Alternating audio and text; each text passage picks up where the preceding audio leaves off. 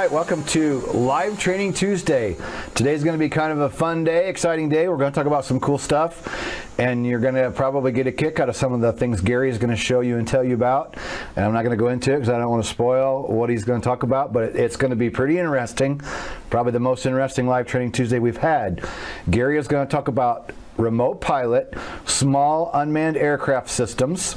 I got him standing by over there. Here, let's give a wave to the camera, Gary.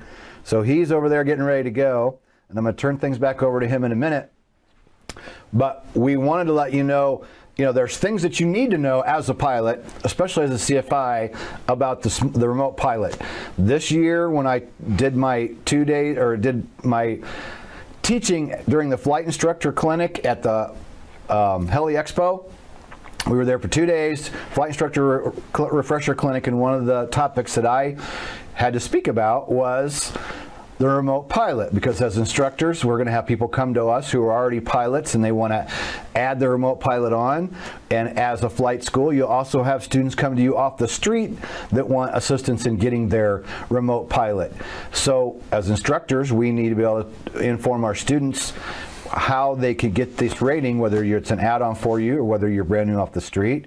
You need to know some of the do's and don'ts with small unmanned aircraft, because we know they are a part of our world now. They are a part of the airspace, and we have found we're now all drone pilots here. We've all taken the test, me, Chris, and Gary. We are remote pilots. We have a new course coming out in just a couple weeks for the remote pilot course. So we want a video today for you as a pilot, kind of some of the things that you need to know, regardless of whether you're going to be a drone pilot or not. You still need to know some of the basic facts. So we're going to do that first. Let's get Gary ready to go, and then I'm going to come back. We'll come back.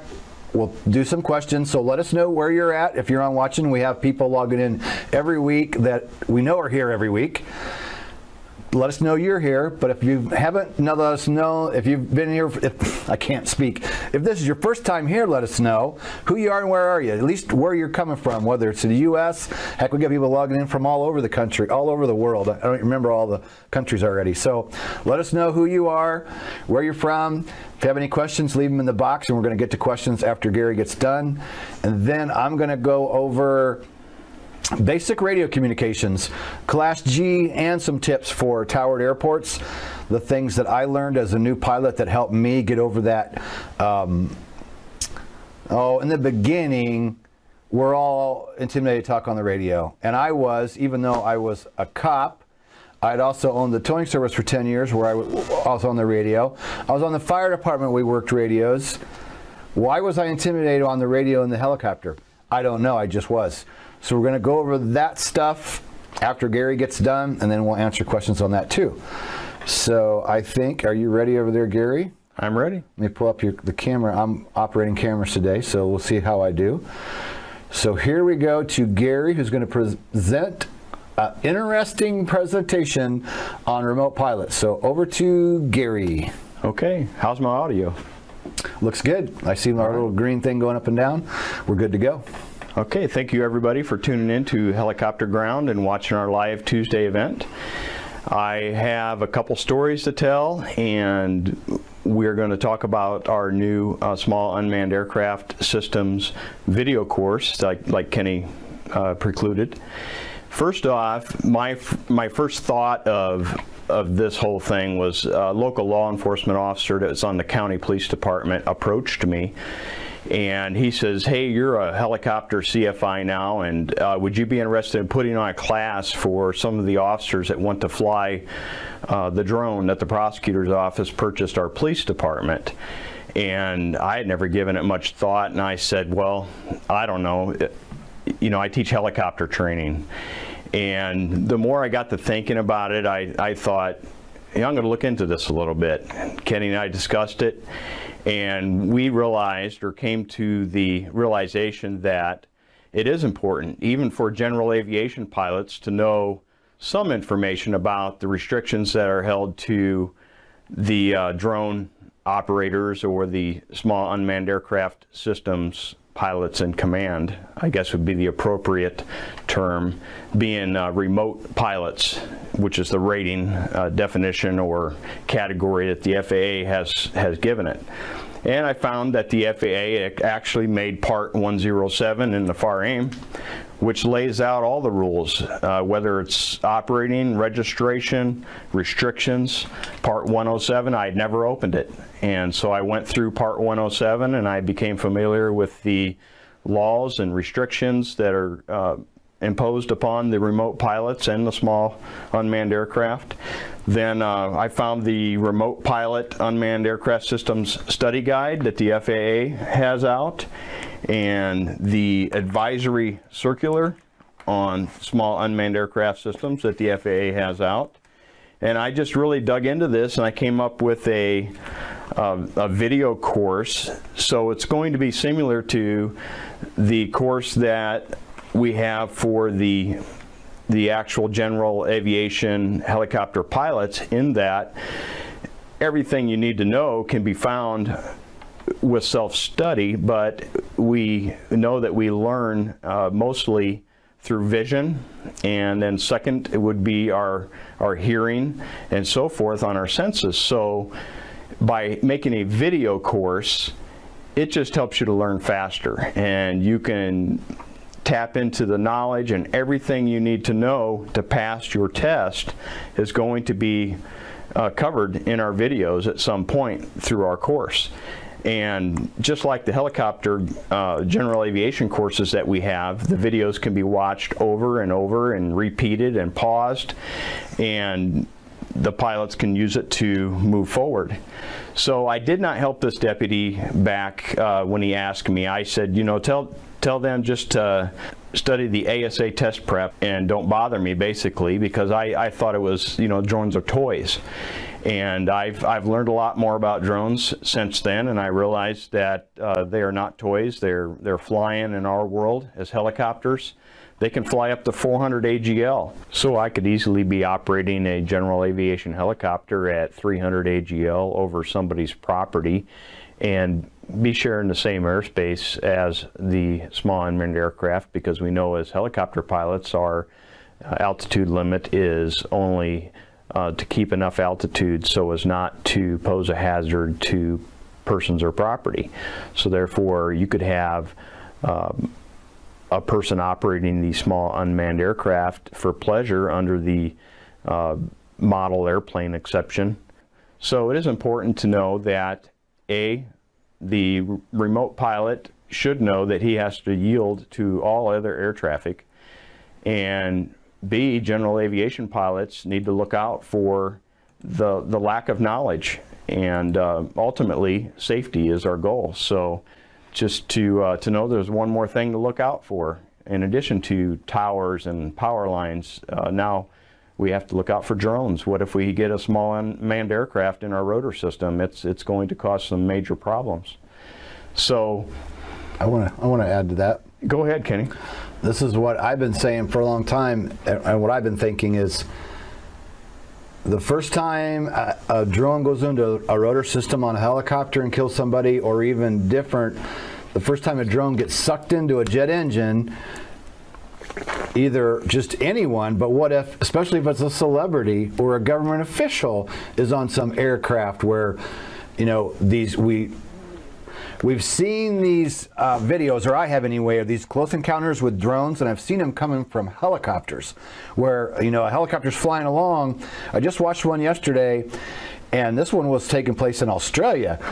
And this thing, because they're so small and the speed of a helicopter, you don't see this thing until it is within a couple seconds.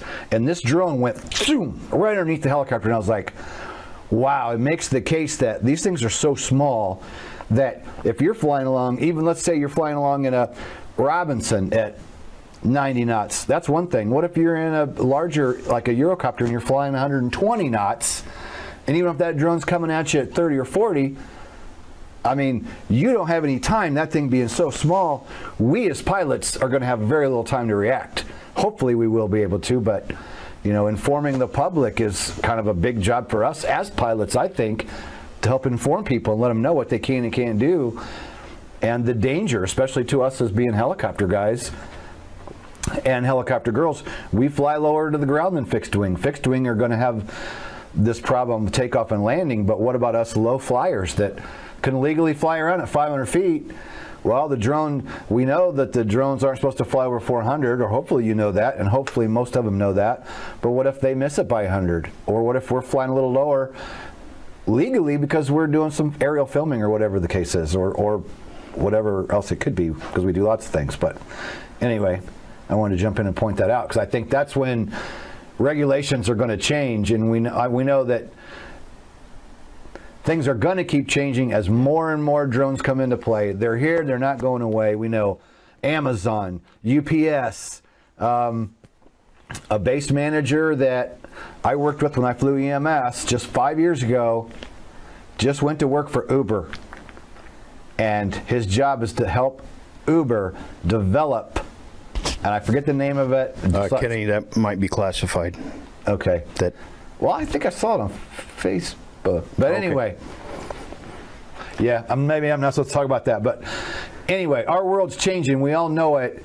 And drones are going to keep changing everything that we do. The regs are going to change often. And that's why another reason we thought, well, let's build a course that like ours, where it's interactive, where members can get in. You know, it's a community. You can ask questions. We're committed to staying on top of things as they change.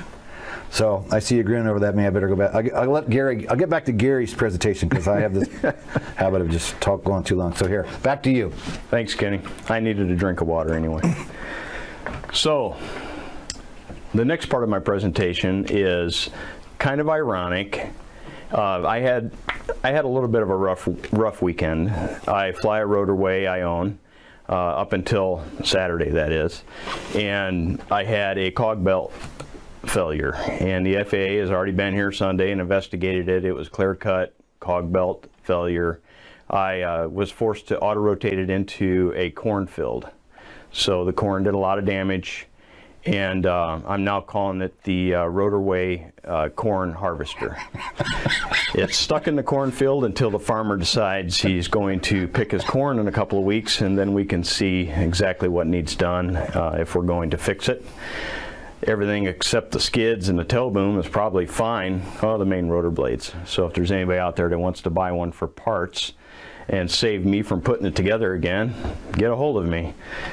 But this came around full circle. It's kind of weird. The same officer that had approached me with his toy drone project, wanting to know if I would teach his officers, he shows up at the scene.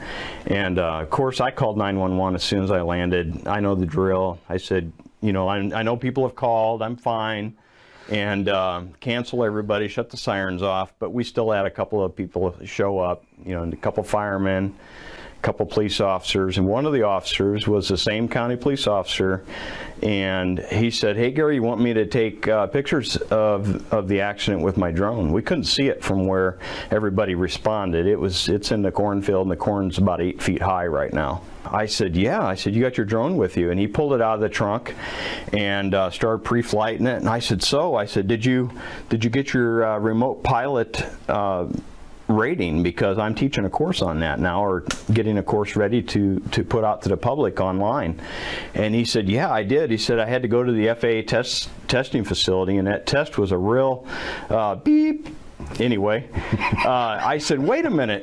I said, you're a private pilot for airplane, right, if I recall? And he says, yes. And I said, well, why did you go to the testing facility? Because I've just dug into all this. You only had to do a simple online course and notebook test, and then go through IACRA to get the rating and verify that you had a flight review in the last couple of years. And he said, well, they told me I had to go take the test. So here's an example of somebody in an official capacity that's being told by somebody in another official capacity that he had to take a knowledge test, which includes topics such as airspace and in-depth weather and things that an initial unmanned remote pilot would have to go through with the test at the FAA facility. He could have skipped all that. He's already been through a lot of that with his private pilot rating. But I included in my presentation some pictures that he took with his drone, And this thing is not a toy at all. He was able to get up over the accident and take some very awesome pictures of where the rotorway is sitting. You can see where the rotorway has settled into the corn. You can even see by looking at some of these pictures the exact point where the flare occurred prior to the touchdown. And for some of you that don't know what a cog belt is on a rotorway, that is the transmission of a rotorway. So basically when the cog belt fails, the rotor system is not being driven like it should be from the sprag clutch, or what they call the secondary in that aircraft. So we'll move through these pictures here. These are all drone pictures from different angles, and it just took him a matter of minutes to take these pictures, and he could see it from the position that he was standing operating it. So he had line of sight, and he was operating it over the sparsely populated area. He knows all the rules about remote piloting. These pictures are amazing, and the pictures are just absolutely phenomenal. And you know, I guess I'll use these pictures forever, because as I'm pointing out to a student, you know, how you may have to auto rotate, you can see in these pictures where you've got the flare close enough to the ground to chop some corn, and then as I leveled it, it didn't chop as much. In fact, on the one side of the aircraft, you can see where the blade didn't even touch the corn during the leveling process, and then during the settling, there's a nice round patch where it chopped the corn. So these pictures, as bad of a day as it was for me, I can walk away from it uninjured. I've got some property damage here, but I've got a story to tell, and we survived it. And I'm able to show these pictures to you and students forever now. Well, I want to interrupt just for a second. And you know, of course, we're glad he's okay. And when I first heard something went down, I figure Gary's fine because he's had an incident before, and so it's awesome that he came out okay, and that he's already sharing this with you, which is something I keep bringing up in our training. Is the years I've been around this, not more than one or two people do I know, helicopter pilot wise, that have ever talked about their accidents. I've talked about mine. Gary's talked about some of his. We've promised a couple videos from Gary on explaining how it feels when the engine quits and what to look for, and we haven't done those yet. But here's number one proof where Gary's jumping right up in there and saying, hey, look, I did everything I could. I walked away. It sucks. It was a bad day. But here he is already on film sharing a story with you. So that's one thing we want to do with, you know, moving forward. Or what I've always tried to do is make our hogs training realistic. You know, we don't hide behind a, you know, big mansion on the hill, and we're not trying to prove that we're something we're not. We like to give you the real deal about what happens. And right there's proof of Gary getting up there and saying, look, I had a bad day, but now I'm going to take these pictures and I'm going to use these with my students now in the future, because there's tons of things he can use those for. Not only just the fact of how cool the drone was, it's a great story how that deputy is involved in this 1.5 year stories of how we thought about getting involved with drones, and then Gary as a police officer hearing one thing, and then a police officer being told the wrong information, go and take an unneeded test, when the one that he took, we know because we did it, it took us an hour. You know, he could have easily been done in an hour, but he goes through all that and then goes out and takes a $100 test and all that for nothing. So leave your comments for Gary. We're glad he's okay. But it's just, that's what we're trying to do, put the realism here. You know, here's what happened. These are the things that you need to know about as new pilots, or even somebody refreshing, or it doesn't matter if you've been flying 20 years. We all need to stay fresh on the fact that it can happen to any of us on any given day. My ground resonance accident was 70 degrees out. It was beautiful. It was a sunny day. Everybody was happy. We're in this $1 million aircraft, and we're coming back for a lobster lunch paid for by the guy that owned the aircraft, and they're waiting on the ramp, and beautiful day. None of us had any clue that it was going to turn into this monstrous, you know, thing that's going to rip itself apart and throw us all into the ramp. So anyway, kudos to Gary for jumping in, having the guts to jump up there right away and tell the story already about what happened, because helicopters get wrecked. You know, we even have, even with the insurance company that we have now, when we switched to this guy, he's one of the best in the industry, insures more R-44s than anybody in the country or the world. And he said, just because somebody's had an accident, we don't automatically raise insurance. We don't even really raise an eyebrow. Yes, of course, if you fill out a form to be on the insurance, they're probably going to glance over it and see what he said. But he goes, helicopters get wrecked all the time. Pilots make mistakes. Just because you had an accident doesn't mean that you're never going to get a job. I thought that too, and 6 months later I got an EMS job. So because you've had an accident, why run away and hide from it? Doesn't mean you can't still have a career. I've done it. Gary's still going to do it. I just appreciate people that are willing to get in front of the camera and talk about it. So I'm going to go back to Gary because, again, I've talked too long. So here you go, Gary. Okay. Do you have the slide up? Oh, yeah. Let me do that now. So here we go. There we go.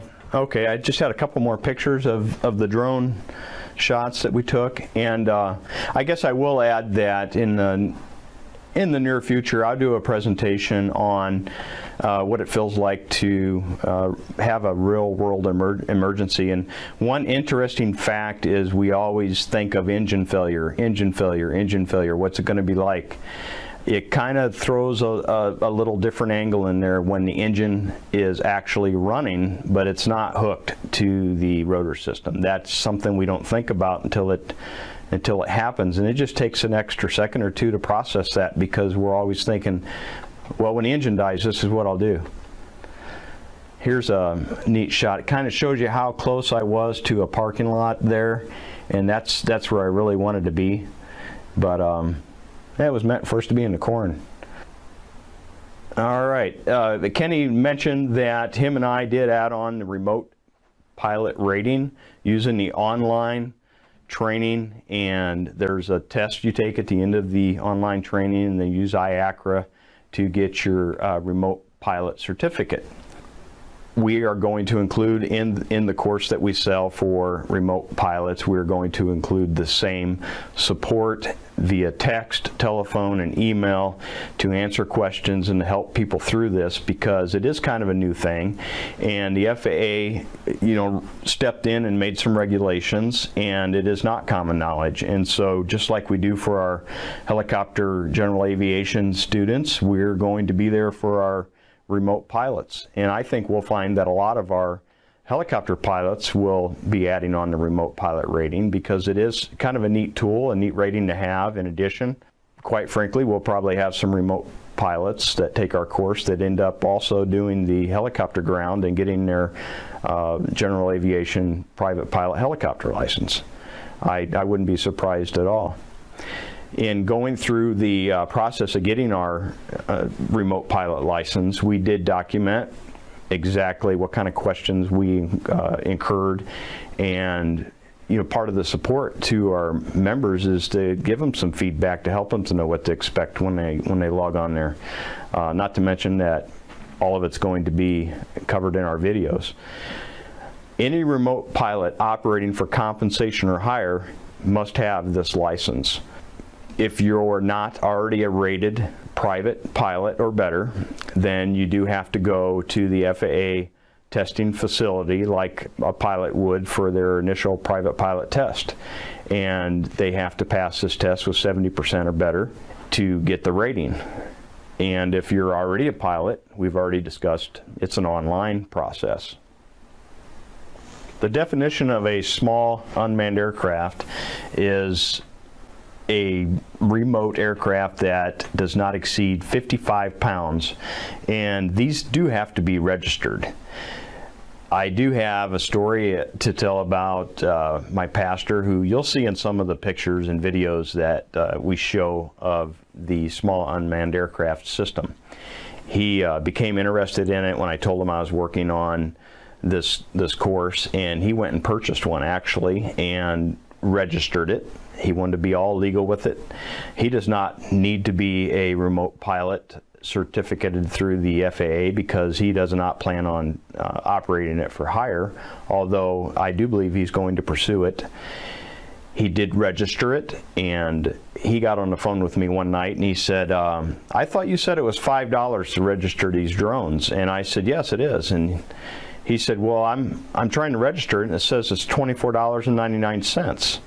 And I said, well, look up in your address bar of your browser, and does it say FAA.gov? And he said, no. So there are companies out there that will gladly do this simple process for you for $24.99 instead of you doing it yourself for $5 on the FAA site. All of them have to be registered, regardless if you're flying them for fun or if you're going to use them for hire. The difference is whether you need to be certificated through the FAA. We are finishing up the video learning course that will include videos on all the topics that you will be tested on. And should I go down through some of the topics really quick? Sure, why not? Give them an idea. Okay, so we've got videos on use of the FAR aim, pilot requirements, registration and pre-flight, initial and recurrent knowledge test, the small unmanned aircraft flight restrictions, part 1 and 2. We have in-flight emergencies and how to handle them. We have loading for the small unmanned aircraft, flight planning, airport operations, effects of weather, drugs and alcohol, aeronautical decision making, radio communications, waivers, and weather sources. So whether you're adding this on by taking the online course and maybe you don't need all of this, or if you are going as a non-pilot to a testing facility and you need all of this, it's all going to be in our site. And one thing to point out is that unlike the flight reviews for general aviation where you can find a CFI and he just endorses your book, you do have to go online every couple of years and do the course again, a recurrent test. And same with non-private pilots, they will have to go to the FAA testing facility and once again pass the recurrent test for the remote pilot certificate, which will include much of the same information. So they have to hang on to this knowledge, and this course is going to be out there and available for them to use as a refresher. Just to kind of go over a few things, there are some limitations on the small unmanned aircraft that can get a person in trouble if not adhered to. You have limits on altitudes, for example, speed, operating over people, operating from moving vehicles, and etc. And so let's say I'm going to operate for fun and I don't go take the test and I don't study up and do the online course. I could be operating in violation of FAA regulations. Worse yet, I could cause a general aviation accident and maybe do it out of pure ignorance because I didn't take the time to research and know that there are even rules existing. And our course will include all the rules that a remote pilot needs to know and understand. I'll tell a quick story about, I was at my daughter's cross-country meet recently, and one of the parents pulled out a drone and was flying right over the crowd, right over the kids, and I don't know if he had it registered. I didn't confront him. It wouldn't be my place to confront him, but he was violating the regulations that are listed in Part 107 for operating his drone, whether it was for hire or not.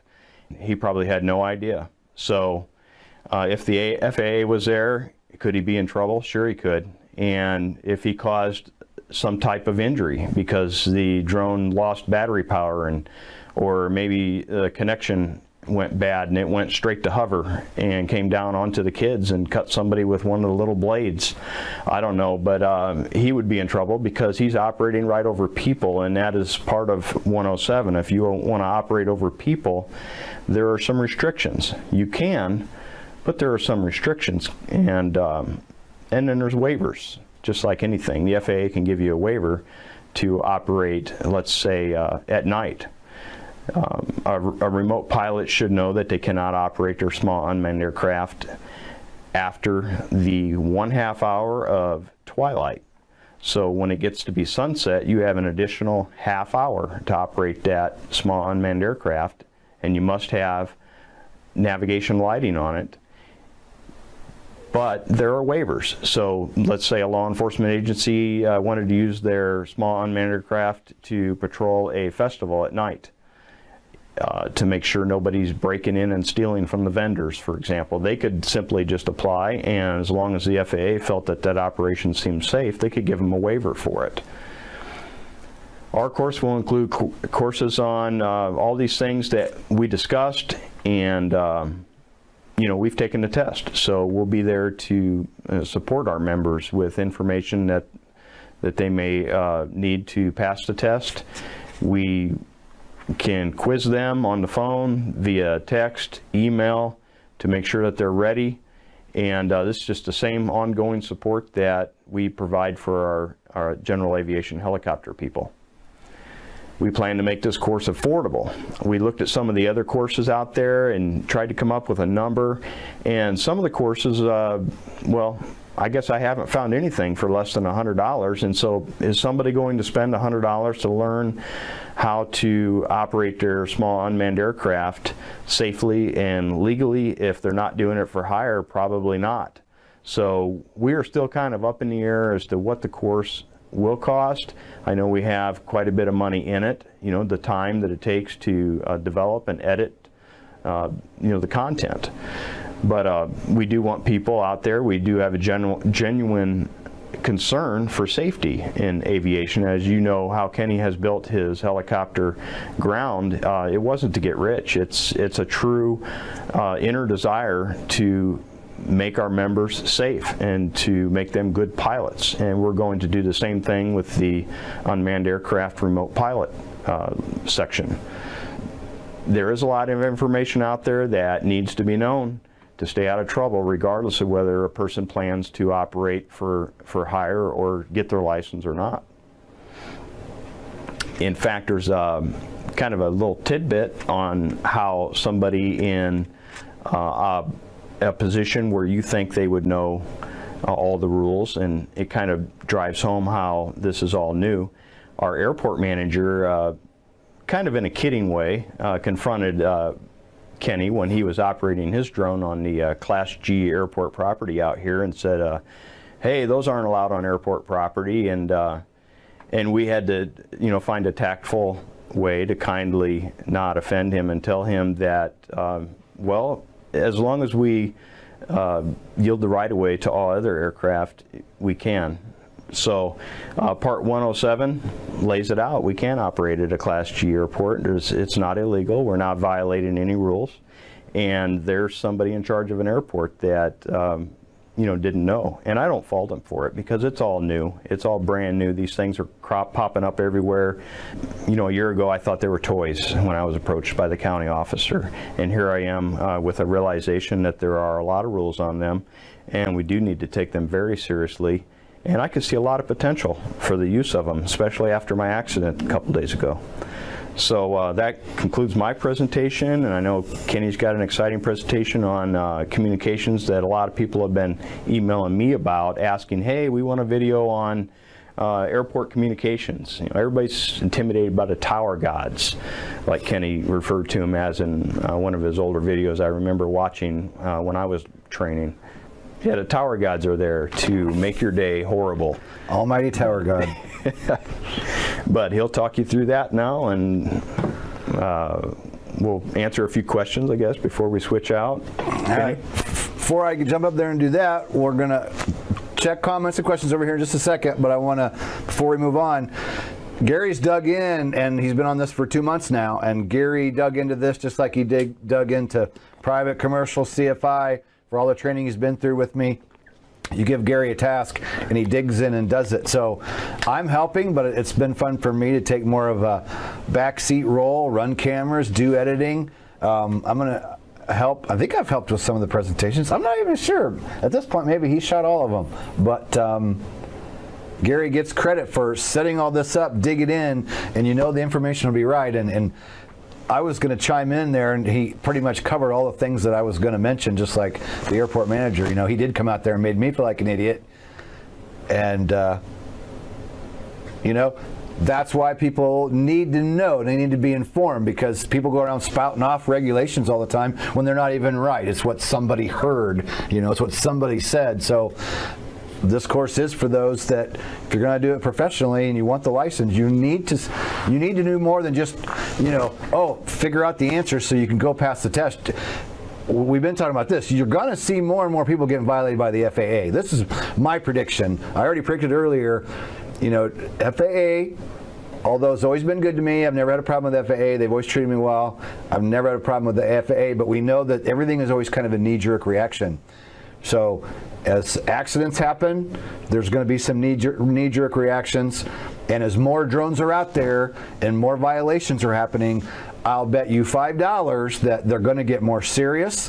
They're going to start cracking down on these more. It's going to happen. I think you're just going to see this thing's exploding. We know they're exploding, and you got a lot of people out there that are just buying them and going out and doing things that they shouldn't be without really digging in and learning the information.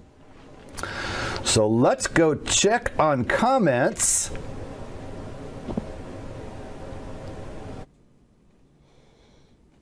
You are on. Taz and Brian say hello from Las Vegas, and Adam says hello from Fort Worth, Texas. Also, Jim Hardy from Texas says hello from Ireland. And Richard would like to know, do current regulations require all drone owners to be registered? Ooh, Gary, here we go. Oh, hello everybody. Thanks for tuning in and saying hello. And as far as the question, Richard, the drone operators per se don't have to be registered, but in a sense they do, because the drone has to be registered as a small unmanned aircraft, and their name will be attached to that, unless of course they've got it under an LLC name or a company name. Hope that answers your question.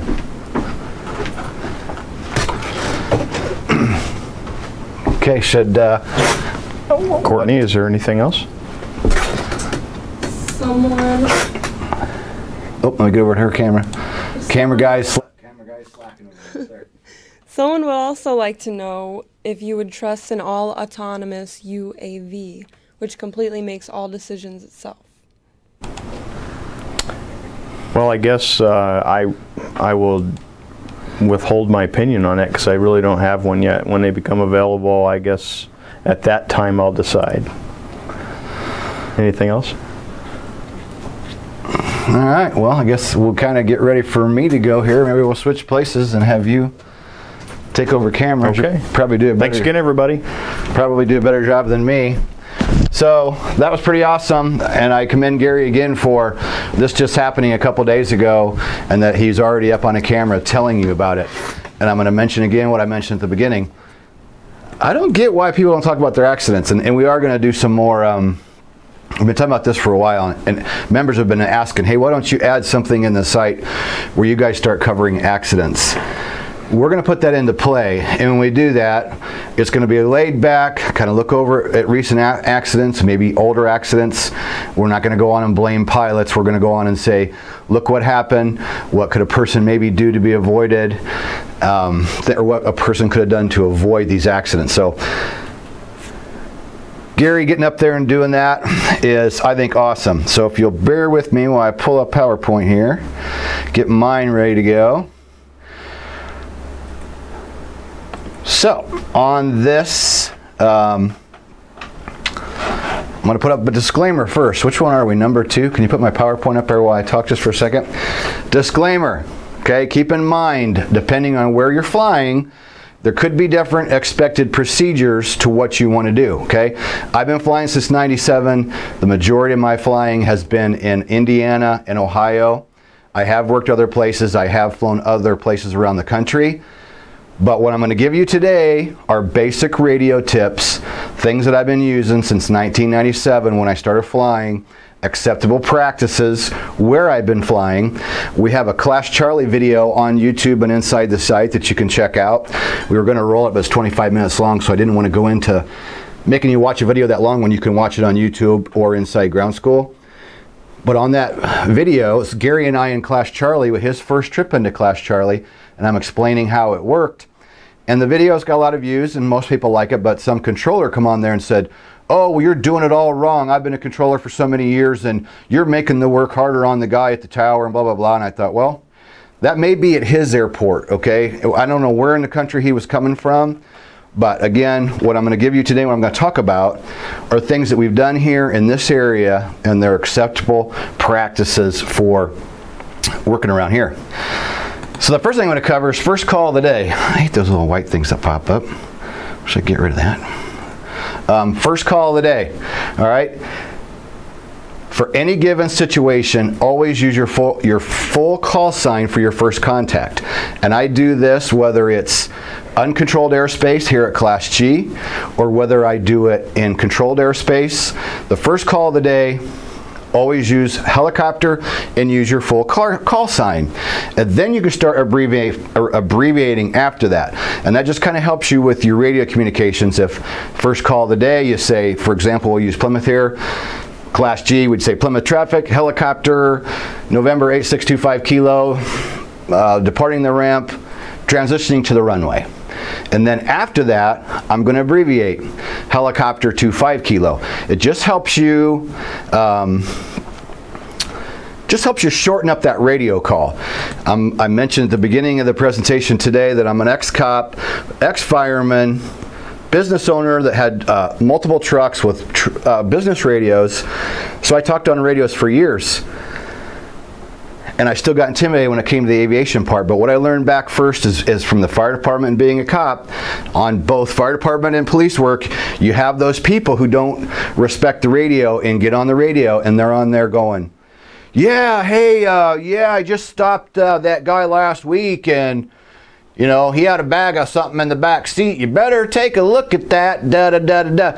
Well, as a police officer, what if you're the guy out there needing help and somebody else is chit-chatting on the radio? Same thing goes to aviation. You'll hear it. If you're brand new to this, maybe you haven't heard it yet. If you're an experienced pilot, you've heard this guy. Let's use Class G for an example. Let's say we're out flying around and we need help and we're going to need to make a mayday call because maybe we've had a failure. And there's some guy on the radio going, hey, Jim Bob, yeah, did you see what happened last weekend with those bears, blah, blah, blah. Don't do that on the aviation radio, okay? Please think about what you're going to say before you say it. Keep it short and sweet. Get to the point and get off the radio, okay? There's nothing more annoying to another pilot who's trying to make a call, trying to do what he's supposed to be doing, maybe whether he's self-announced or he's on talking with a tower. Those people that get on there and run their mouths and go on and on, I'm sorry, they should be smacked, okay? It's very annoying when you're trying to do the right thing, and what if somebody needs help? It just gets bad. What would you say about that, Gary? Have you noticed that? Yes, it is abused a little bit here and there. People talking about non-aviation related things on the Unicom, for instance, and it hasn't really been a problem around here, but I could see it being a problem at a busier airport. Right. So as you're learning and you're starting to do this, or if you're an old timer, you've been doing it for a while and you're one of those guilty people, you know, quit doing it. All right, this thing is just so touchy. All right, so I gave an example of, well, we use the same thing at a towered airport, okay? So let's go back to the first call of the day. Here would be an example. Fort Wayne helicopter, tower helicopter, November 8625 kilo. Tower comes back, says, go ahead, helicopter, November 8625 kilo. You can then say, helicopter, 25 kilo on the Atlantic ramp, requesting direct departure to the south. That is acceptable I worked in 2 Class Charlie airports for 5 years, flying EMS. They were totally cool with it. Those airports were fine with it. Wasn't a problem. Your airport might be different. That's the way we did it.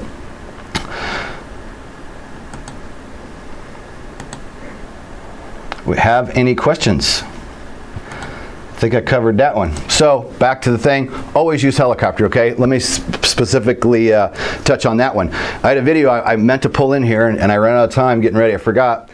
We had an example of why we should use helicopter. We have a video where we had helicopter November 8626 Papa out here in the hangar for a long time.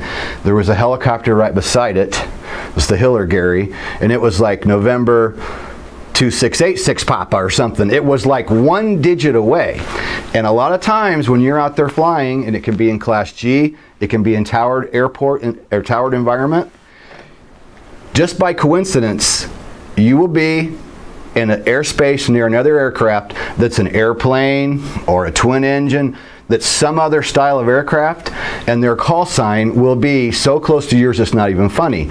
In 20 years I've been flying, I've seen this happen a lot, just by coincidence. So when you're on there making your radio calls, if you always use helicopter, then people know who you are. If you're the other guy who has a number close to yours and he's just saying 25 kilo right base, okay, well, is he an airplane? Is he a helicopter? Who is he? Because we know fixed wing are going to fly faster. They fly their approaches differently. As helicopter pilots, we have to avoid the flow of fixed wing traffic. So they need to know that we're a helicopter, just like we need to know that they're a fixed wing or whatever type of aircraft they may be. So always use helicopter in every call. That way there's no doubt about who you are. So by you using your own good practices, you know, be better than everybody else, or be better than the weekend warriors who sometimes get on there and don't use the prepper calls and get all confused with what they're doing. So that goes for that PowerPoint. Let me get rid of that one and bring up another one. While I'm doing that, do we have any other questions? Any other comments? So Valentine says, great video. You guys are awesome. And they also said, glad you're okay, Gary. Thanks. Yep, we're glad Gary's okay. He mentioned he's going to do some more videos for you on some of the other failures that he's been through. So that's awesome. And I want to say something to Sav. Yesterday I saw he said on Facebook last night, hey, make sure that you mention about what happens after an accident. And I'm going to reiterate it again. I said it a little bit ago, I'm going to say it again. Because you've had an accident doesn't mean your career's over. Literally, our insurance man insures, again, one of the best in the industry, and he said, hey, sure, we want a pilot to fill it out on a form, but we don't go, oh my God, this guy has an accident. We're not going to insure him. Kick him off the policy. Don't let him on. Raise their insurance rates. It's not like that. I went out and got a job after my ground resistance accidents when, you know, I'm in the hospital on the way to I'm in the ambulance on the way to the hospital, and I'm laying there, you know, neck collar on, the whole deal, and I'm going, oh my God, my career's over. Well, I guess maybe I can go back to building houses or whatever. You know, I'm thinking in my mind my career's over. Well, it's not over. So I wanted to mention that aircraft get wrecked, and that's what our insurance man said. He goes, Kenny, helicopters get wrecked all the time. That's why we're here as an insurance company. That's why we pay claims. Good pilots make dumb mistakes, and sometimes things happen beyond our control. So because you've had an accident, don't be afraid to talk about it. It really annoys me how they all tell you, oh, go home, don't talk about it, don't talk to your friends, don't talk to your family, blah, blah, blah, blah, blah. That's ridiculous. How are you going to get over a traumatic event if you have to go home and you can't talk to anybody about it? I think that's the most ridiculous thing that our industry does, is tell people to stay quiet. It's just absolutely ridiculous. All right, so there. Now that you know my feelings on all that, sorry, but that's just the way it is. I want to go through some tips here, and I'm going to start with the old timer story. And I want to share this picture. This is a picture of me and my dad at Ken Keller Field in the green 213 Bravo Lima. And it's a cool memory. My dad passed away about 5 years ago, and this is in that original PowerPoint that I made, actually probably before he passed away. But I wanted to use this picture because it's in honor of my dad at Ken Keller Field, and I'm really proud of that, a little personal part of that. But also, this helicopter is one of the helicopters I flew as a brand new CFI. I had a little bit of Robinson time. Well, I had a majority of Robinson time with a little Enstrom time when I got my second job. My first job was right before 9/11, and as most of you know, when 9/11 happened, so many places went out of business, people stopped flying, there was nobody in the country doing anything. This company, you know, because I wanted it, I just started emailing everybody, and I just said who I was, told them my background, said I'm ready to go to work, I need a job, I'm willing to do whatever. Well, this company hired me when nobody in the country was doing anything, and this particular company had a full load of students. So I was so lucky to get this job, but I got it because I went after it. I didn't sit around waiting for somebody to call me. I went after this job at one of the toughest times in our country. So anyway, this helicopter right here, the 213 Bravo Lima, this green helicopter, we used to call it the John Deere helicopter. Everybody made fun of it. But this important part of the story is there was an old timer I flew with named Joe. And at the time, I'm about a 300-hour pilot. So I'm going to mention again, even with my experience on the radio over the years in professional environments, even as a new CFI, I'm still struggling with the radio. So I'm in a new city, 4.5 hours away from home. We're flying in Class Delta, downtown Cleveland. We got Class Bravo nearby. We have 2 Deltas nearby. We have a Class Charlie to the south. So I'm pretty intimidated by the radio. You know, new job, new instructor, new aircraft, different environment. So I flew with this guy named Joe, and Joe was really cool because he was a Vietnam, you know, pilot, been flying all of his life, and I actually had been hired to replace Joe. So it was a friendly thing because he was retiring, so it wasn't like, you know, it was no hard feelings there. So they said, go out and fly around with Joe for a couple days and let him show you the ropes and show you around. He caught on pretty quick to the fact that I was struggling on the radio, and I think we went over to Class Bravo for something. And he said, hey, let me tell you something. He goes, I'm going to tell you the key for learning how to talk on the radio and not stumbling and sound like an idiot. And I'm like, okay. And he said, you're not confident. You know you're not confident. He said, that guy in the tower or that guy with approach, he has no idea.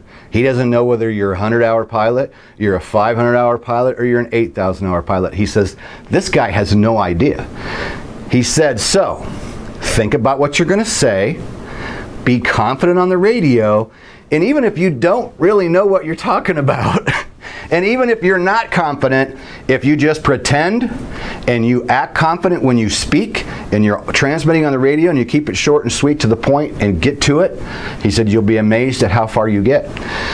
So I used Joe's advice, and I can tell you it did not take me long to get comfortable flying in and out of Bravo, Delta, Charlie, zipping up and down the lake shore, flipping frequencies, going to different towers. Once you get the lingo down and you talk to them with confidence, you can get about anything that you need, you know, and you just tell them, hey, I'm a helicopter, and if they give you something odd, you say, well, hey, can I do this instead?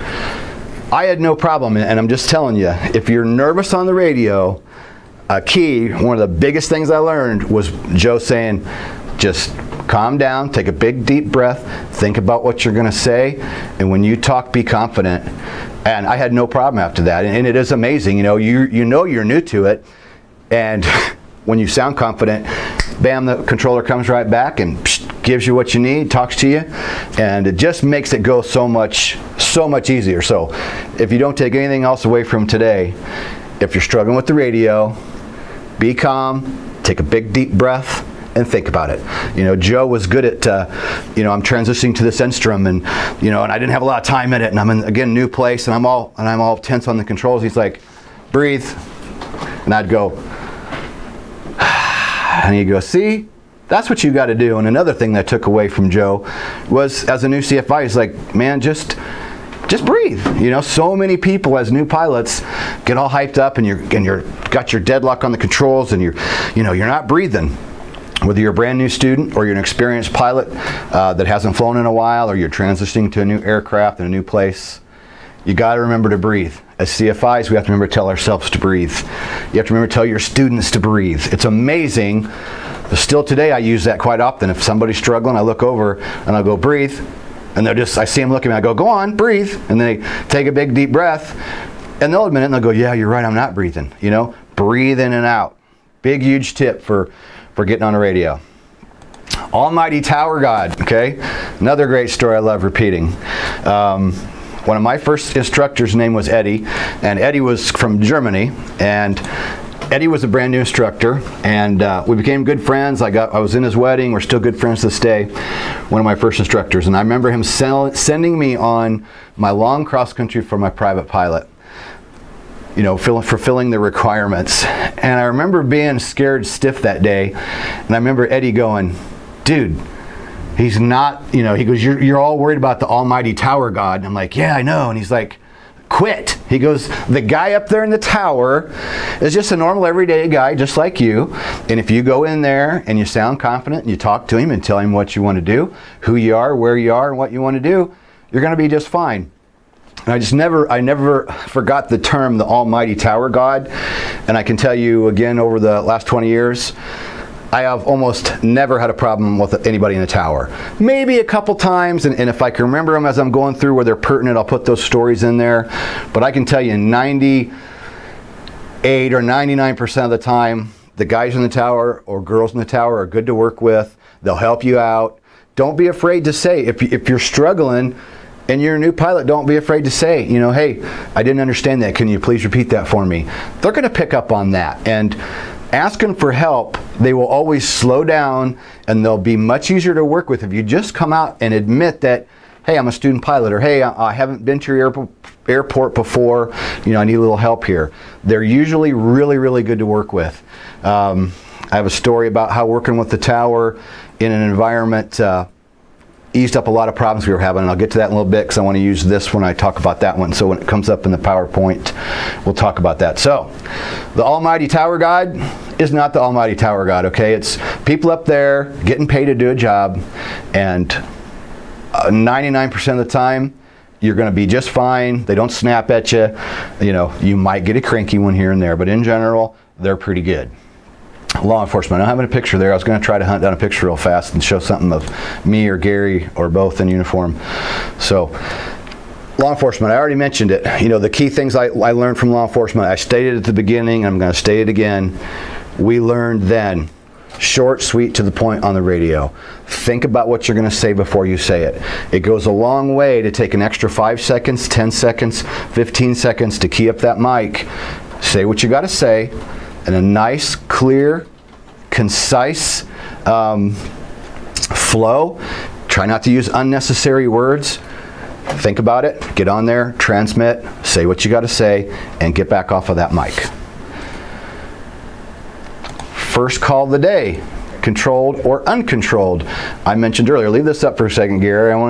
I used this pic, these presentations I made back in 2013, and I just colored them up a little bit, but in this photo, just for fun, there's 8625 Kilo that I don't like to talk about a lot just because it's kind of a bad memory. It was a great helicopter, but just financially it wasn't a good deal.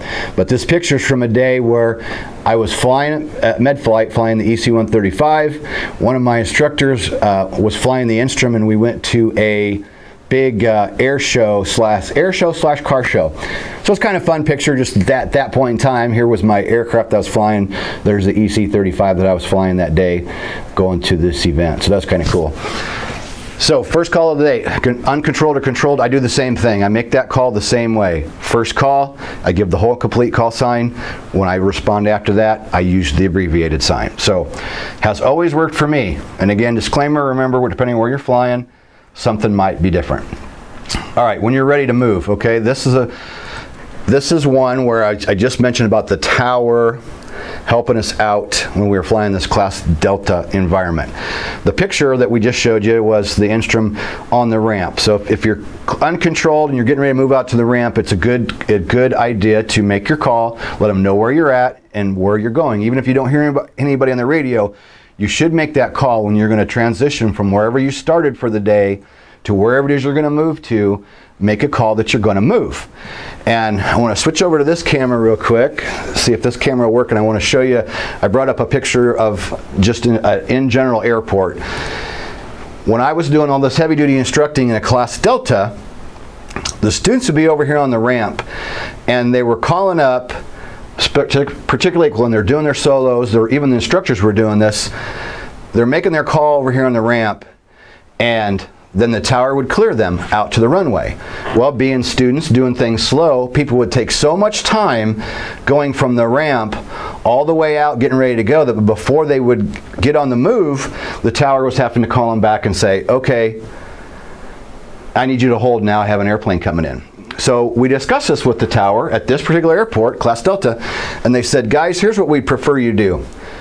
go ahead and get your hover checks all done, lift your helicopter up, do your hover pre-takeoff checks, and we don't even mind if you go ahead and hover over to the edge, don't pull the taxiway, but we see you out there. We know you guys are flight training every day. We know what you're doing, but we know, we see how slow you guys are. You make your radio call, and then you pick up and you're out there adjusting mixtures and checking things, and they said by the time you get ready to go, we're having to call you off. So this was, you know, in cooperation with the tower at this Class D. They said, here's what we want you to do. Get all your checks done, lift up to your hover, get your mixtures done, do your radios, get everything done.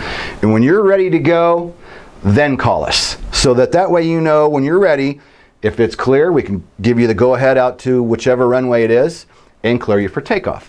So there was something that we were doing as a flight school that the tower kind of stepped in, and they weren't, you know, they were cool about it. They just said, hey, this is going to work a lot better for all of us. And that's what we did. And I actually got in an argument with my base manager flying EMS because I was using that same technique I did for years. And he started arguing with me, going, oh, no, but you got to call before you come off the dolly. And I'm like, well, why? And I don't even, doesn't matter what the argument was, but I was like, you know what, I've been doing this for, at that point, 15 years. I'm not changing right now because you say I got to call before I come off the dolly. At this airport where I was flying EMS, they were cool with it. They had no problem with me being ready to go. So when I call them and say I'm ready to go, I'm ready to go. You know, I'm not calling them saying, you know, I'm ready to go, but wait, I gotta check mixtures. Oh wait, I gotta change frequencies. So that's my advice. Get the aircraft ready to go. Do your hover pre-takeoff checks. Get everything ready. Have your frequencies ready to go, and then make your call. All right. Uncontrolled airport pattern. I don't know what I really had in mind for this. I taught this back in the day, but you know, the basics of the Class G we already kind of talked about as far as getting ready to go.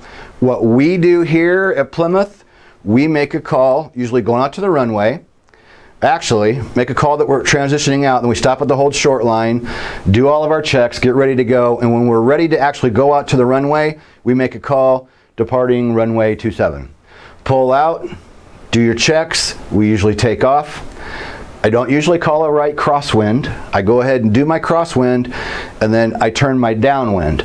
And what I try to do is call shortly after I turn that downwind. I do my pre-landing checks and get my radio call done clear up here so I can come on down this way, and as I'm getting everything ready to go to start my descent, my radio call's already done. Instead of waiting down here in the last minute and you're trying to do everything, you're trying to send and make a radio call, I like to get that call done early. And then what we do here is also we turn base and final into one call. A lot of people, you hear them call right base, and then they make another call turning final, which is okay. That's fine if that's the way you do it. But I like to be more in control of the aircraft. I'd more worry about flying and being, you know, doing what I do to make a nice setup and a nice approach. So I just turn that into one call. When I'm on base, and I've cleared left and right, everything's good to go, I have things set up where I want them, I'll make a radio call that I'm right base, turning final, and just turn that into one call. That's always worked good for us. You know, there's the standard Class G stuff. They recommend calling 10 miles out, call 5 miles out.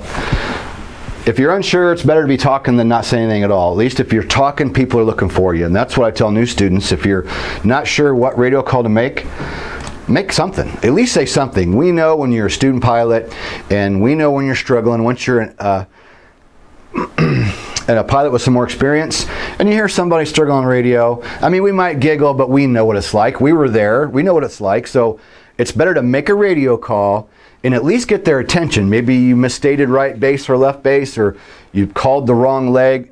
Even if the radio call is wrong, at least if you're talking, they're looking for you. Use right base, use left base.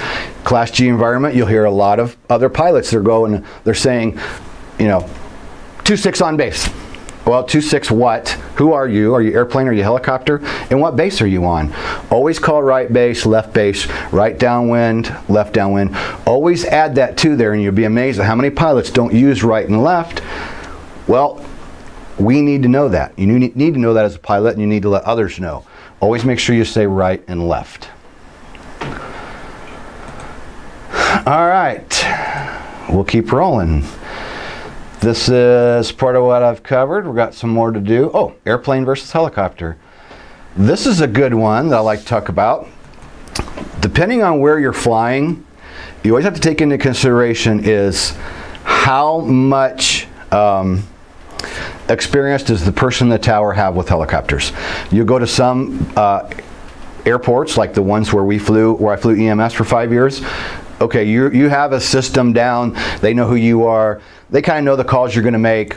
There's no problem. When you go to fly somewhere else, particularly an airport you're not familiar with, sometimes you might be in an airport where they just don't get a lot of helicopter traffic. They get a lot of fixed wing, but not a lot of helicopter. So always be ready. If the tower gives you an instruction that doesn't make sense, don't be afraid to say, you know, tower, I understand what you just told me, but that would be a downwind landing. Would it be okay if I do a 360 and you know, re-enter the pattern to go the other direction so we can land into the wind? 99% of the time, it's no problem. They'll say, okay, sure, helicopter, execute, right 360, re-enter on da-da-da-da-da, and it goes a long way. So just remember that when you're going to different airports you're not familiar with, the person in the tower may not be experienced with helicopters, and they will give you something that works for an airplane but doesn't work with us. We know that airplanes will commonly land with a little bit of a tailwind. They don't usually do it if they have a big tailwind, but if it's a light tailwind, sometimes airplanes will land with a tailwind. That's okay if that works for fixed wing. As a helicopter pilot, I never land downwind. I never purposely land downwind. If I've ever done it, it was because I misjudged the wind and I accidentally did it. There's always a way to land into the wind, land with the crosswind. With a helicopter, there's no need to ever land downwind. So, just keep in mind, again, when you're going these places you've never been before, remember that they may not be familiar with helicopters, they may not be familiar with your procedures, so don't be afraid to just say something. If they give you an instruction that doesn't make sense for you in a helicopter, make sure that you go ahead and say it. Hover taxi versus air taxi. I like talking about this one. This is one time where there was confusion between myself in the BK-117 and the person in the tower. We know there's, well, sometimes some of you are new. So a hover taxi is simply very slow, very low, low to the ground, 3 to 5 foot hover, okay? That's a hover taxi, speed of a brisk walk. Air taxi, we know, is more of in flight around, we use like 40 and 40. We use about 40 feet, 40 knots or 40 mile per hour. You don't go higher than 100 feet, no faster than 50. But there's quite a difference between a nice slow hover taxi and an air taxi. And I'm cleared by the tower one day to cross from some hangars across the taxiway and runway over to the ramp area to get fuel. And it's been a while now and I can't remember which was which, but honestly, I was right. I knew what I was talking about, and when he gave me the instruction, it must have been, he cleared me to hover taxi. So that's what I'm doing. I'm hover taxiing across those runways. I'm about halfway across and the guy in the tower snaps at me and says, I said hover taxi, you know, you're going too slow. And I'm like, okay, you know, and so I went ahead and he goes, I got traffic coming in, so I went ahead and got across. The guy in the tower did not understand between a hover taxi and air taxi, okay? I know what it is. He didn't know what it was. So in reality, I was right. I was doing what he asked me to do, but he didn't understand the difference between hover taxi and air taxi. So that's one time that I had a little bit of a problem with a controller. Not a big deal. You know, he just got a little snotty. Lack of his knowledge wasn't on my part, it was on his. Not that I've never made mistakes, I make them all the time. And if you watch any of our training, you know I'm always talking about all the stupid stuff I've done. So just saying, this is one time where I got accused of something, or a controller got snotty with me when it was the controller's fault for not understanding the difference. Working with the tower during a pattern. I've done a lot of pattern work over the years, Class Delta, Class Charlie, and I can tell you, never really had a problem. As long as you understand 3 of the key things, which is I talked about ready to move. Now this, again, ready to move might not work at some airports you're at. You're going to know through your instruction with your instructor, your flight school. And I encourage you, if there's a question, do what we did. You can always talk to the guys in the tower and say, hey, is this okay, or would you like us to do something different? Or if you have an idea, something that works better, don't be afraid to bring it up and put that out to people. So I want to cover cleared for the option, and I want to cover touch and go and clear to land.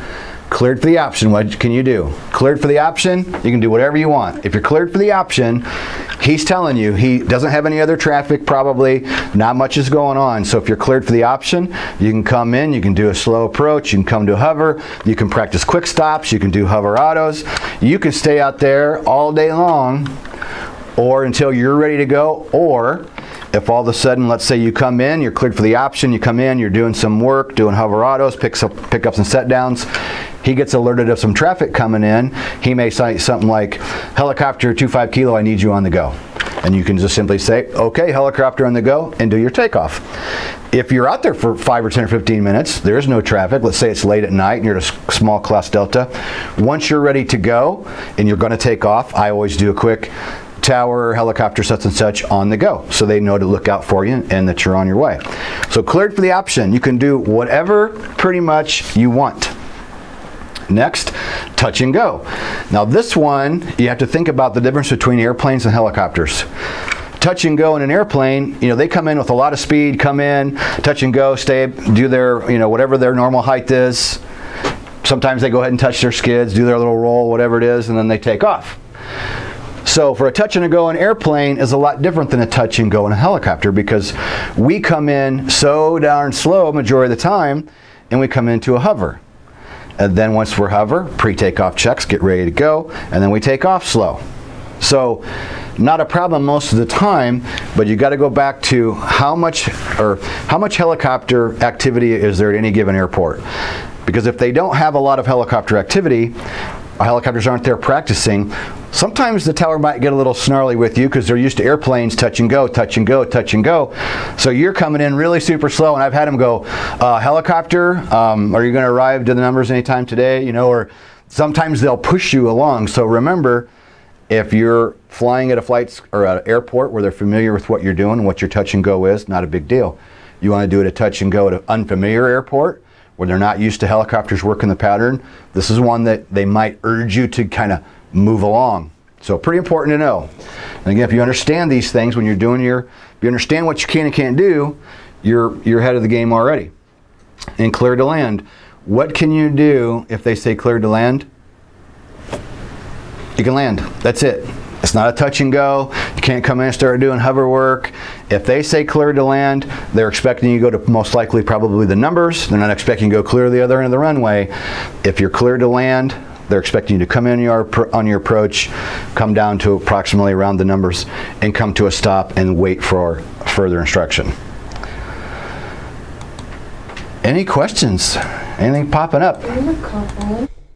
Probably because mine's so boring compared to Gary's. John asked, how much should helicopters taxi via taxiways and depart from them versus a more direct approach or departure to from the ramp? My DPE advised me to avoid using the taxiways when practical. Yeah, come back to me. That's a great question. That can depend on where you're flying. Again, in a training environment, of course, most of the time in a training environment, we're going to use the taxiways, we're going to use the ramp, we're going to taxi out and take you to the runway. Same thing leaving. Coming in, come into your numbers, use your taxiways, and move off of the runway. That's pretty common. When we get into more of the commercial environment, what do? We take off from the ramp and we go and we land at the ramp. So, you know, for training, we got to kind of keep it. You know, we want to keep you close to the ground, low to the ground, stopping, clearing your tail each time, clearing your tail, clearing your turns, doing all these different things. We like you low and slow. Commercial environment a little bit different. So again, great question. So depending on your airport, they may be totally cool with you using taxiways.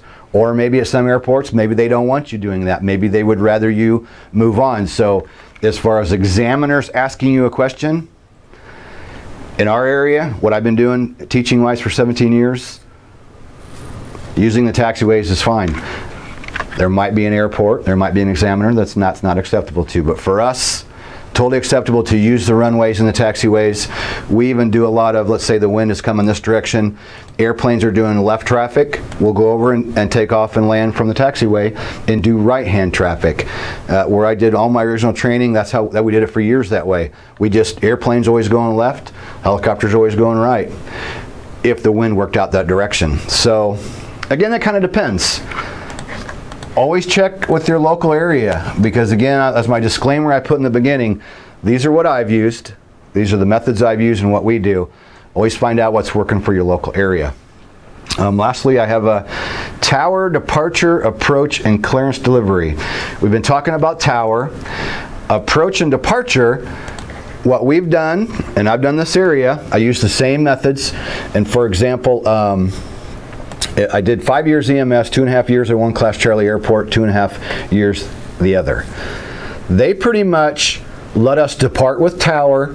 Once we're clear of the airport, then we would switch to departure. Same thing coming in. We would just call approach. At a certain point, they turn you over to tower and take you on in. So in that environment, they're used to us going in and out because we're based there. So we take off all the time. Sometimes you're on a mission. Sometimes you're just coming back home where you don't have a patient. So you get priority if you're loaded. You have a shorter radio call and they'll expedite you out. But what I want to get is, we almost never had to call clearance delivery. I can tell you, I started flying in '97. Okay, so I've been flying 20 years. 2 times in my career, I have been forced to call clearance delivery. And everything I've ever done has always been tower, approach, and departure. When I was fairly new, I believe I was a CFI, and I went to get an aircraft in Michigan and bring it back to Indiana, and I stopped in the Class Charlie that I worked at later. Stopped in to get fuel, called approach, that sent me to tower. I went into land. Get my fuel, get ready to leave. I come out, and I do as normal. I get everything ready to go. Pick up to hover, have my frequency set, I'm ready to go. I have tower and I have departure. 2 frequencies available, I'm ready to go. I call up the tower, tell them I'm ready to go, I'd like to depart to the south, and like, helicopter such and such, we need you to call clearance delivery. And I'm like, clearance delivery, what's that? You know, I've never done that. So I sat back, I'm like, okay, I'll have to set back down so that I can, secure my controls and change frequencies. And they're like, okay, helicopter, go ahead, sit down in place. So I just sit down, find clearance delivery, put the frequency in, call them up, and basically you call them up, tell them who you are, where you are, and what you want to do. They get you ready to go, and they will then switch over to the tower when they're ready, and they'll get you going on your way, and you'll talk to departure. Only ever time I had to do it at that airport. And then flying EMS, I never had to do it flying the EMS ship at this other Class Charlie. One day there, I'm training a private individual where we pull his helicopter out of a hangar and we get ready to go. And we pull up to hover, as normal, get ready to leave. We call the tower and they said, helicopter such and such, we need you to call clearance delivery. And I'm like, okay. So sat down, got the frequency up, called them up, and did the same thing. You basically, once they're clear, you're ready to go. They'll end up switching you back to the tower, and you'll talk to departure after you get away from the airport. But that's only 2 times I've ever had to do that. So if you're like me, and all you're used to doing is tower and approach and departure, always kind of be ready for that clearance delivery. Have that frequency up on your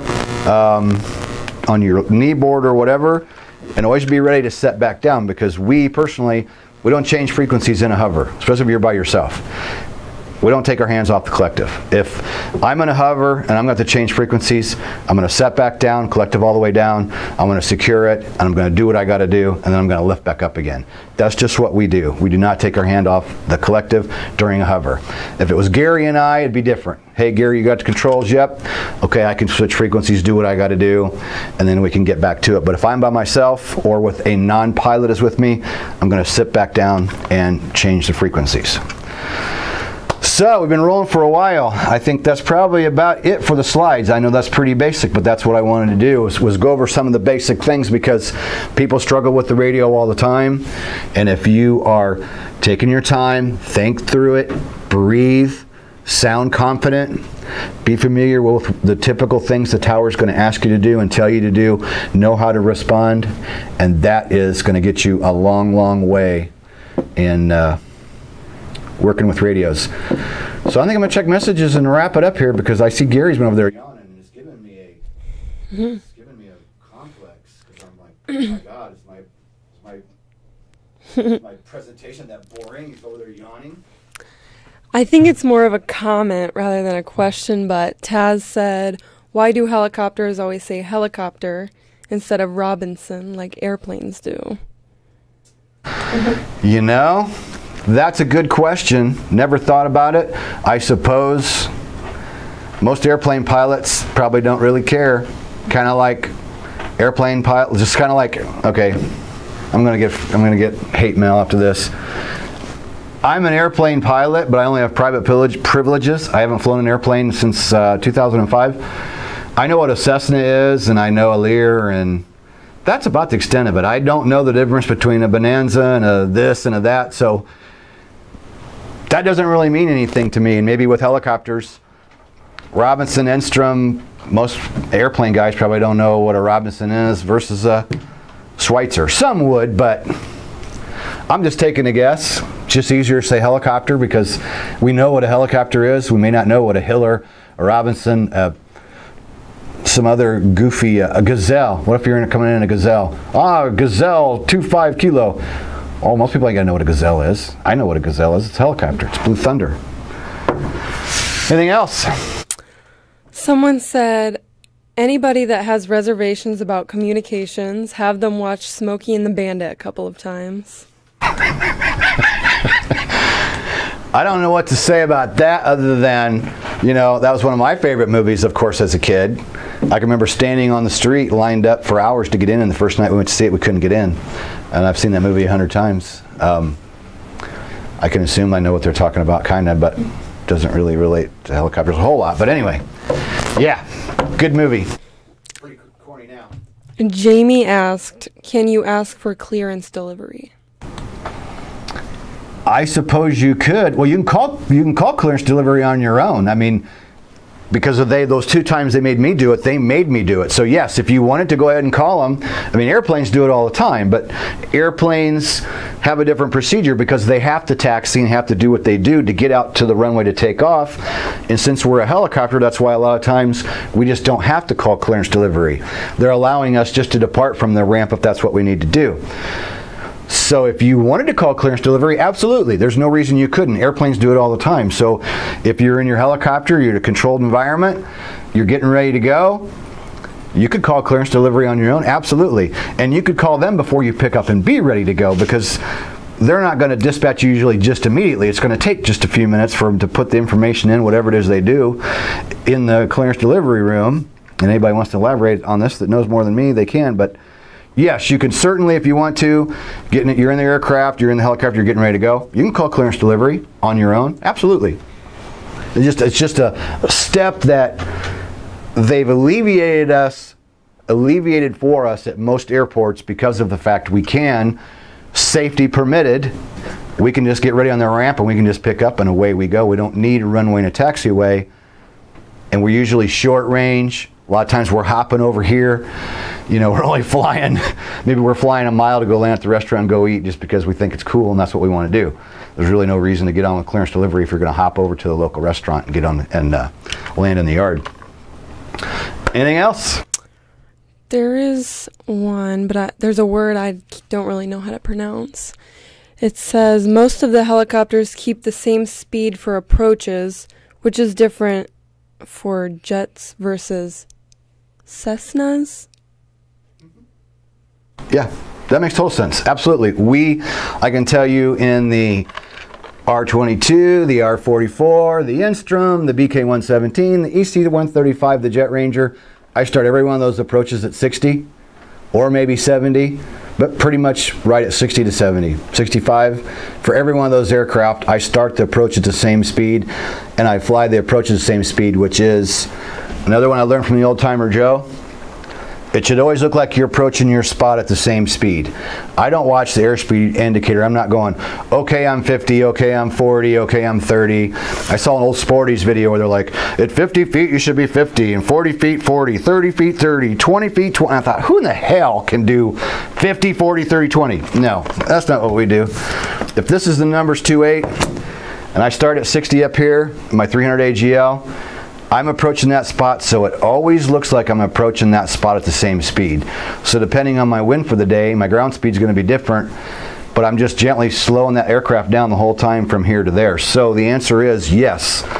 As far as the way I do it, I fly every single helicopter I fly the same approach, same speed, nothing different. Airplanes, wide variety between a Cessna and a jet or a jumbo jet. Absolutely, the approach speeds are going to be a big wide range, so that's different for fixed wing versus what we do.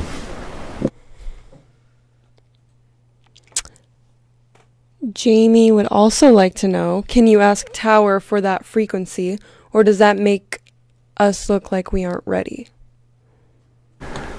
I would say look that up on your own. You certainly could ask the Tower for it, but they'll probably, I'm going to just guess, they might act a little bit annoyed because they're going to think in their mind, you know, as a safe and prudent pilot, we're supposed to know everything about the flight that we're getting ready to do. So if you've done your weather briefing, you've done your pre-flight, you've checked your route, you've called flight service, if you've done everything that you're supposed to do, which is find out all the information that is required for your intended flight, if you're going to use clearance delivery would be on that list. Let's say you have a good reason to ask the Tower for it. Maybe, you know, you diverted because of weather, and maybe you flew outside of, you know, just across the line where you had an AFD for where you were, but you just crossed the line and now you're at an airport that you don't have something handy to look up.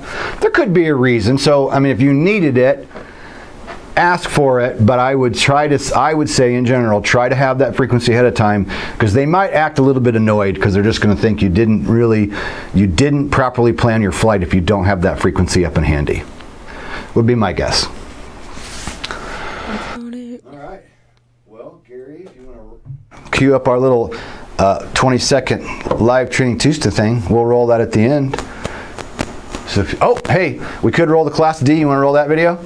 Okay. How long have we been out of here? I'm getting hot. I'm getting tired. It's been about an hour and a half. How many videos we got, or watchers we got? Anybody left? 11. 11? I'll go ahead and roll this Class D video, and if they want to stick around and watch it, they can. It could be informative.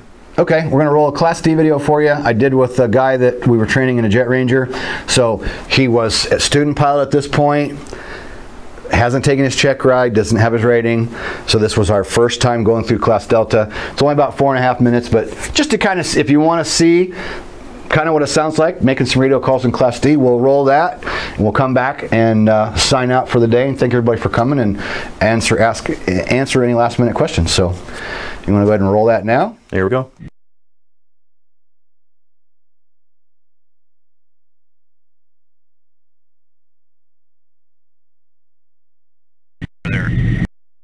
Goes right through the corner of Elkhart's airspace. To get that to come up, you just got to zoom in a little bit. Okay. And now you can see the Class Delta. So your course is going to take you right past the right side, or the east edge of the Class Delta. So either you talk to them, or you just skirt to the right and go around it. So, but yeah, you got to, like, you know, you go out, right there, it only shows the Class Charlie, doesn't show the Delta. So we got to get over to the other side of Elkhart, otherwise we got to talk to him. Right, or we go through and talk to him for the practice. Should be good. We should be, well, I don't know, we're probably close enough to talk to him, aren't we? Yep. Yeah, we're right there. We're right there, according to the helicopter on the map. Okay, so we go back to, you know, I think through it before I do it. Who we are, where we are, what we want to do. We are south, transitioning northeast. Yep. He's going to want to know our altitude. So I'm going to make the first call just to get his attention. I'm going to say Elkhart Tower, helicopter November 53 Romeo Whiskey. Wait for him to come back. I'm going to guess approximately 7 southwest, transitioning northeast at 1,800. Okay, he'll come back and give me whatever response, whatever he wants me to do.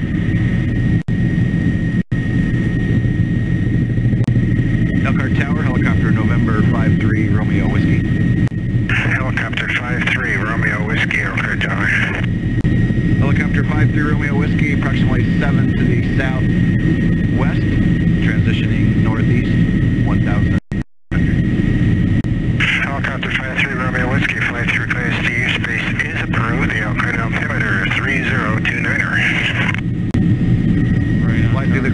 FAA approved.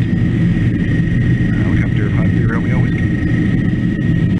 And that's it. So now we just listen for to give us any advisories for anybody that's coming or going. We know from Elkhart is normally pretty quiet, but he may come on and tell us turn left, turn right, descend, climb. You know, we could opt to fly right over the field, but that takes us a little off of our course. No sense doing that. It's, you know, not that busy of airspace. Just staying on our course is probably just fine. So, you know, I have to think about it when I'm going to talk to any of these different airspace classes. Airport's straight ahead now, yeah. And I'm used to having a compass up here. Right. So when I'm getting ready to make my radio call, I always glance at the compass because I have it right there. So in the event when I go to talk, if I start forgetting, you know, because I'm trying to spit the words out, I can easily glance at the compass, and I know the bottom is where I'm coming from and the top is where I'm going. So it's easy to glance at the compass and report I'm 7 southwest, transitioning northeast, and I use the compass to correlate exactly what I'm doing. The duty is still for us to see and avoid other traffic. I mean, he might give us an advisory, but it's still our job to make sure that we don't get in somebody else's path. Flying along Gavin, I should have cleared with him, and I still can. He could probably hear, I could have heard him okay. And how close do they watch that, people leaving their airspace? Do they keep track of you? Usually they'll say, if you don't say something, they'll come on and say, frequency change approved, see you later, blah, blah, blah. Okay. So sometimes they'll say it if you don't.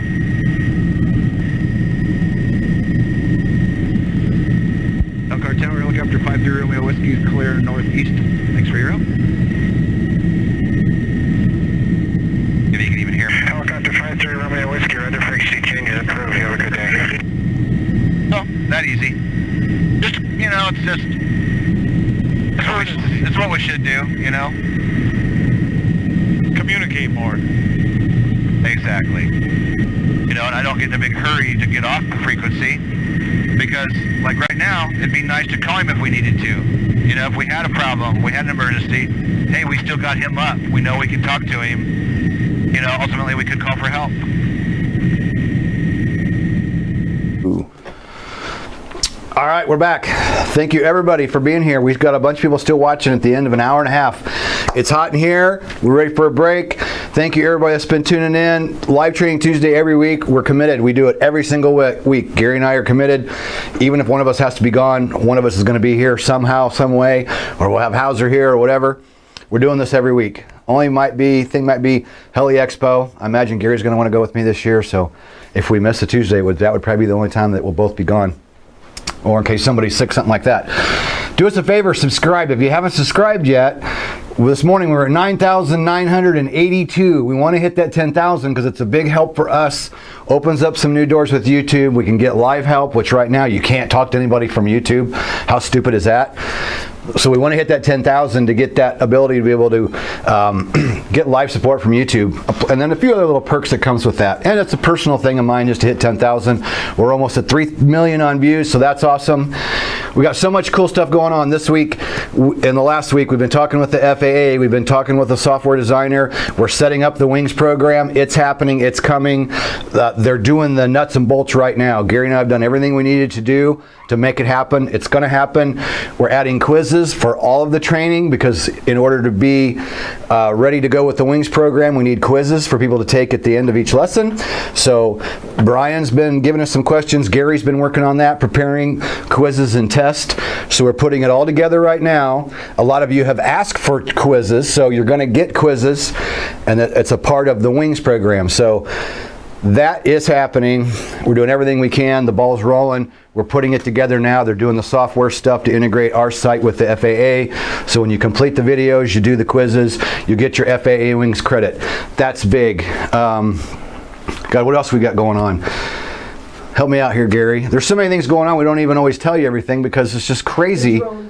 the drone thing, you know, we're going to go live with it. I almost want to do like a special offer today, but we just need to get a little more stuff in there. We want it done. We don't want to be cheesy and go, here, buy now, and you can have it all in a week or 2 weeks. That's coming. Email Gary at helicopterground.com if you want any information on the drone program, because he's got it nailed down. Instrument program, he's handling all that. That's still members only at this time, not available to the public, and there's a good reason for that. It's nothing against the general public, but we're finishing the instrument course. Taz is doing an incredible job. Taz just sent me a message before he went live and said, hey, wow, I was just inside the instrument program. That's looking nice. And I said, yeah, it is. We've formed the chapters or modules to follow the instrument flying handbook, and that is looking really cool.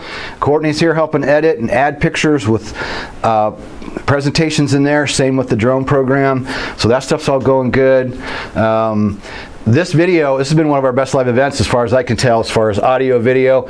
We're struggling to learn, but each week we get better, and I think this is probably our best live event ever, where no real technical issues. I think the audio is good on everything. We're all getting better. With each one of these, we get better, and we're committed. It's a lot of fun. So much cool stuff going on, so please subscribe to the channel, share and like this video, put your comments. It'll be inside ground school for the next week. I'll leave it live on YouTube for a certain amount of time, and then I'll take it down. Maybe put out an edited version, but it's good enough. I think I might be able to leave it. So, and I'm going to start doing a better job. Somebody recently said, hey, why don't you put your social links down below your descriptions? And I haven't been big on that. So in the videos, I'm going to start trying to put the links down below if you want to hit like our Instagram or the Facebook. Remember, we have oh yeah, 2 more things. We have the Hogs private Facebook group. Join that if you haven't yet. Send us a request on Facebook for that. We're going to do something new for Hogs Live real soon. We're building a new page where instead of having to go to the site, you can go to hogs.live, but we're building that right now. Oh God, there was one other thing I'm thinking in my mind I was trying to get out. That's not coming out.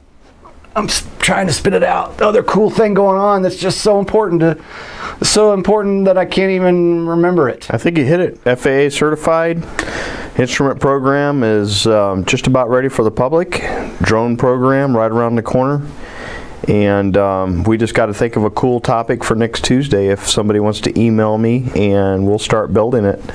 Yep. I've got some ideas from past requests to pick from, but if we have somebody out there that really wants to hear a certain topic, email me and we'll do it. All right. I'm sure after we close it out, there'll be something else, but that covers a lot of it. So thank you, everybody that's been in here.